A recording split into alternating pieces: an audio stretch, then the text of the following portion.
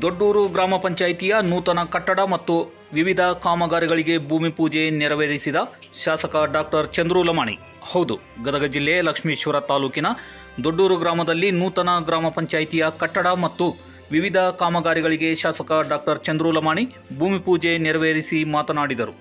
ಕಾರ್ಯಕ್ರಮದ ದಿವ್ಯ ಸಾನ್ನಿಧ್ಯವನ್ನು ಹೂವಿನ ಸಿಗ್ಲಿ ವಿರಕ್ತ ಮಠದ ಚನ್ನವೀರ ಮಹಾಸ್ವಾಮಿಗಳು ವಹಿಸಿದ್ದರು.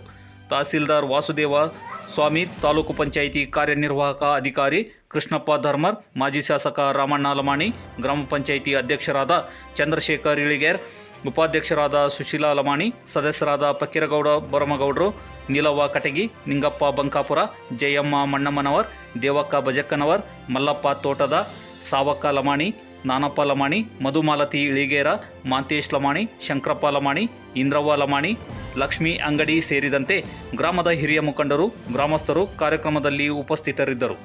ವರದಿ Nagaraj Lamani, news bureau, N+ news. ವೇದಿಕೆ ಮೇಲೆ ಹಸಿರಿರುವಂತ ನಮ್ಮ ತಾಲೂಕಿನ ದಂಡಾಧಿಕಾರಿಗಳಂತ